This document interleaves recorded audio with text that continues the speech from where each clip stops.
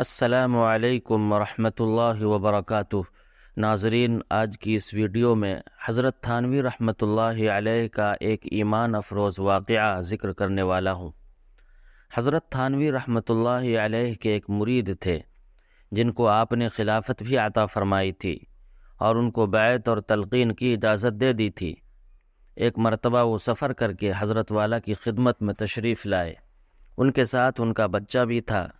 انہوں نے آ کر سلام کیا اور ملاقات کی اور بچے کو بھی ملوایا کہ حضرت یہ میرا بچہ ہے، اس کے لیے دعا فرما دیجئے۔ حضرت والا نے بچے کے لیے دعا فرمائی اور پھر ویسے ہی پوچھ لیا کہ اس بچے کی عمر کیا ہے۔ انہوں نے جواب دیا کہ حضرت اس کی عمر 13 سال ہے۔ حضرت نے پوچھا کہ آپ نے ریل گاڑی کا سفر کیا ہے تو اس بچے کا آدھا ٹکٹ لیا تھا یا پورا ٹکٹ لیا تھا؟ انہوں نے جواب دیا کہ حضرت آدھا ٹکٹ لیا تھا۔ حضرت نے فرمایا کہ آپ نے آدھا ٹکٹ کیسے لیا جبکہ 12 سال سے زائد عمر کے بچے کا تو پورا ٹکٹ لگتا ہے؟ انہوں نے عرض کیا کہ قانون تو یہی ہے کہ 12 سال کے بعد پورا ٹکٹ لینا چاہیے، اور یہ بچہ اگرچہ 13 سال کا ہے لیکن دیکھنے میں 12 سال کا لگتا ہے، اس وجہ سے آدھا ٹکٹ لے لیا۔ حضرت نے فرمایا انا للہ و انا الیہ راجعون۔ معلوم ہوتا ہے کہ آپ کو تصوف اور طریقت کی ہوا بھی نہیں لگی ہے۔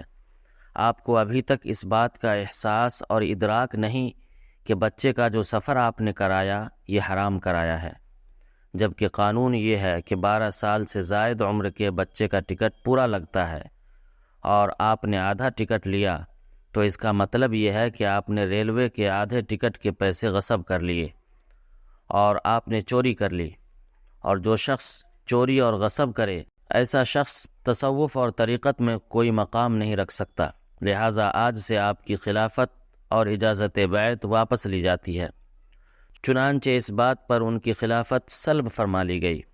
حالانکہ اپنے اوراد و وظائف میں، عبادات اور نوافل میں اور تہجد اور اشراق میں، ان میں سے ہر چیز میں بالکل اپنے طریقے پر مکمل تھے، لیکن یہ غلطی کی بچے کا ٹکٹ پورا نہیں لیا۔ صرف اس غلطی کی بنا پر خلافت سلب فرما لی گئی۔ حضرت والا کی طرف سے اپنے سارے مریدین اور متعلقین کو یہ ہدایت تھی کہ جب کبھی ریلوے میں سفر کرو اور تمہارا سامان اس مقدار سے زائد ہو جتنا ریلوے نے تمہیں مفت لے جانے کی اجازت دی ہے تو اس صورت میں اپنے سامان کا وزن کراؤ اور زائد سامان کا کرایہ ادا کرو۔ خود حضرت والا کا اپنا واقعہ ہے کہ ایک مرتبہ ریلوے میں سفر کے ارادے سے اسٹیشن پہنچے۔ گاڑی کے آنے کا وقت قریب تھا۔ آپ اپنا سامان لے کر اس دفتر میں پہنچے جہاں پر سامان کا وزن کرایا جاتا تھا، اور جا کر لائن میں لگ گئے۔ اتفاق سے گاڑی میں ساتھ جانے والا گارڈ وہاں آ گیا اور حضرت والا کو دیکھ کر پہچان لیا اور پوچھا کہ حضرت آپ یہاں کیسے کھڑے ہیں؟ حضرت نے فرمایا کہ میں سامان کا وزن کرانے آیا ہوں۔ گارڈ نے کہا کہ آپ کو سامان کا وزن کرانے کی ضرورت نہیں، آپ کے لیے کوئی مسئلہ نہیں، میں آپ کے ساتھ گاڑی میں جا رہا ہوں، آپ کو زائد سامان کا کرایہ دینے کی ضرورت نہیں ہے۔ حضرت نے پوچھا کہ تم میرے ساتھ کہاں تک جاؤ گے؟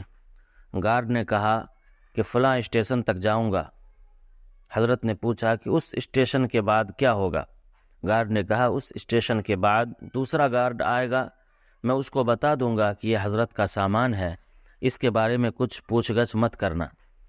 حضرت نے پوچھا کہ وہ گارڈ میرے ساتھ کہاں تک جائے گا؟ گارڈ نے کہا وہ تو اور آگے جائے گا، اس سے پہلے ہی آپ کا اسٹیشن آ جائے گا۔ حضرت نے فرمایا میں تو اور آگے جاؤں گا، یعنی آخرت کی طرف جاؤں گا اور اپنی قبر میں جاؤں گا، وہاں پر کون سا گارڈ میرے ساتھ جائے گا؟ جب وہاں آخرت میں مجھ سے سوال ہوگا کہ ایک سرکاری گاڑی میں سامان کا کرایہ ادا کیے بغیر جو سفر کیا اور جو چوری کی اس کا حساب دو، تو وہاں پر کون سا گارڈ میری مدد کرے گا؟ چنانچہ وہاں پر یہ بات مشہور تھی کہ جب کوئی شخص ریلوے کے دفتر میں اپنے سامان کا وزن کرا رہا ہوتا تو لوگ سمجھ جاتے تھے کہ یہ شخص تھانہ بھون جانے والا ہے اور حضرت تھانوی رحمۃ اللہ علیہ کے متعلقین میں سے ہے۔